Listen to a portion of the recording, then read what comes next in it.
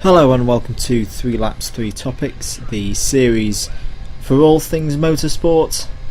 And today we're racing in the Force India around their kind of home Grand Prix, the Buddha International Circuit in India. And so yeah, 3 Laps 3 Topics. If you're new to the series, this is how it works. I talk about 3 different things in the world of motorsport, commentating over a 3-lap race from F1 2013, and hopefully you'll enjoy it. So, as we line up on the grid, let's talk about topic 1, which is going to be this weekend's Abu Dhabi Grand Prix. Practice this morning, looking good for the Red Bulls once again, and no real change really in the pecking order. Red Bull looking quick, Mercedes and Lotus up there as well, although maybe the team that could maybe develop a bit is McLaren. Button and Perez performing well in practice today.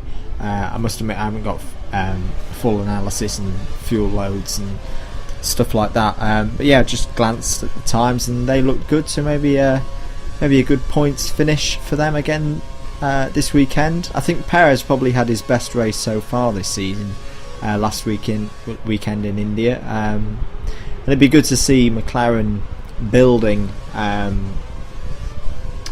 some more points up, just to ensure that they don't slip any further down in that Constructors' Championship table. My prediction for the weekend, I think Vettel's still got this imperious form, but I'm not going to predict him with the win. My tip for this weekend is Lewis Hamilton. He's got a fantastic record round Abu Dhabi, always had good speed, and not for a couple of mechanical failures whilst he was at McLaren. I think he would have won. I think he's won once, maybe twice at Abu Dhabi, but I remember there was one year where he had a brake failure and he probably would have won that one. Anyway, so he's going to be my tip to win. Grosjean to finish second with the imperious form that he's in as well, and Vettel to finish third. So moving on to lap 2, and there's lots of talk about driver moves. For lap 2 though, I'm going to concentrate on moves concerning this season. And first of all, kind of reiterate a bit of information that was put out earlier in the week. There were rumours that Mark Webber might not do the last 2 races of the year, that Daniel Ricciardo would step into the Red Bull, and that Danny Kvyat, sorry I probably pronounced his name wrong again, would step into the Toro Rosso. Now, Red Bull and Toro Rosso have both denied this, that it's not going to happen. There'd also be probably be problems with Kvyat getting his super license, because although he could win GP3 this weekend in Abu Dhabi, I don't think that guarantees him and warrants him a super license if he wins that championship. If you win GP2, you get a super license that allows you to drive an F1, but not in GP3. The other one though, that's a big one, is that Kimi Raikkonen has come out and said that he potentially might sit out the last 2 races of the season because he's not been paid any money by Lotus. Now I don't want to discuss this too much because I think there's too many rumours flying around.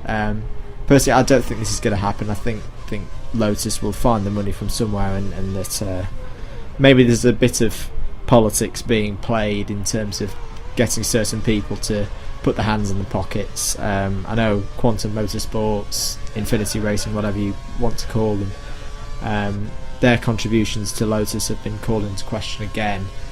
Whether they've paid or not, I don't know. If they haven't, maybe this is a bit of tic-tac-toe to get them to get the money to Lotus. But I'd be quite surprised if Raikkonen actually does follow that through. As we're on lap 3, I'll move on to driver moves for next year. And if you've been following the news this week and Twitter and the like, you'll probably seen that Pastor Maldonado is apparently in talks with Lotus to replace Kimi Raikkonen for next year, which would obviously prevent Nico Hülkenberg from going to Lotus, which I think, if that goes through, is a real shame. I know I've expressed my feelings about Maldonado in the past, and I won't really want to develop those.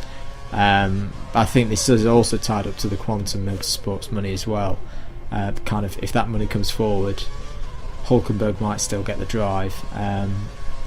I'd quite like to see Hülkenberg in that Lotus, so I hope he gets that drive. Apart from that though, there's been stories out today that he may go back to Force India, and that apparently Force India have offered him a 2-year deal from next year, which would also make you guess which one of Di Resta or Suttle are going to go. Are both of them going to go? Could James Collado step up into that role? But we're all going to have to wait and see. But do tell me what you think in the comments below.